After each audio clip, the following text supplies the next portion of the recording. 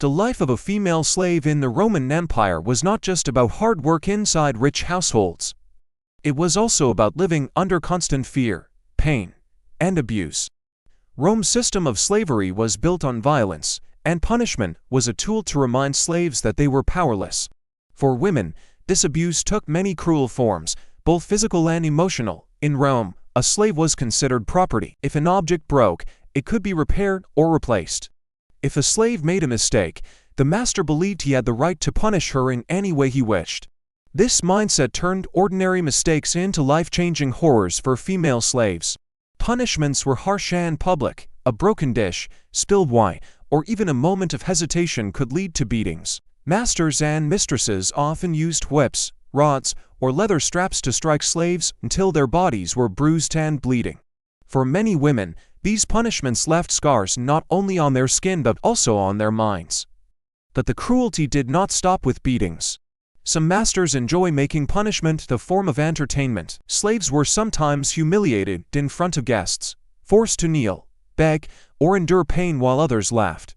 For female slaves, this humiliation was even worse than the physical pain. Their dignity was stripped away, leaving them broken inside. The fear of execution also haunted slaves. Roman law allowed masters to kill their slaves without consequence. If a household crime occurred, for example, if the master was murdered, all the slaves of that house could be executed, even if they were innocent. This meant that women lived every day knowing their lives could be taken at any moment. The abuse was not only physical, but also psychological. Female slaves were constantly reminded that they had no rights, no identity, and no future. They could not speak in their defense, could not complain, and could not hope for justice. Living in silence and fear became their only way to survive. One of the darkest sides of Roman slavery was sexual abuse. Female slaves were often seen as property for pleasure. Masters used their power to force women into relationships they never wanted. This abuse left deep emotional scars, but there was no way for women to resist. Saying no was impossible. To refuse was to invite harsher punishment or death. The mistresses of households, while also women, often did not protect the female slaves.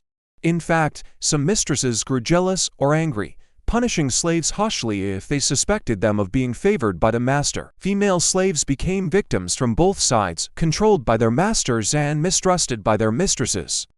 Pregnancy brought more suffering. If a slave became pregnant, her child was automatically a slave too, belonging to the master. Some women were forced to give birth and then return to work the very next day. Many mothers were separated from their newborn babies, never allowed to raise them. This was one of the deepest wounds of slavery, a mother's love crushed under the weight of Roman law. For female slaves, even moments of rest were filled with fear. They never knew when they would be called, when punishment would strike, or when new demands would be made. The sound of footsteps in the night could mean another beating, another humiliation, or another nightmare. And yet, despite all this cruelty, many women found small ways to keep going. Some prayed silently to the gods of their homelands. Others whispered stories of freedom to one another, reminding themselves that they were still human, even if Rome refused to see them as such. Their strength came not from hope of freedom, but from the will to endure one more day. The pain and abuse faced by female slaves were not accidents of history.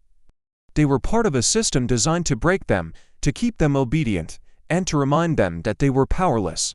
Behind the glittering wealth of the Roman elite, their screams and tears were hidden, ignored, and forgotten. But history does not forget. The scars of slavery tell us the truth, that Rome's greatness was built not only on victories and monuments, but also on the silent suffering of thousands of women whose lives were filled with pain.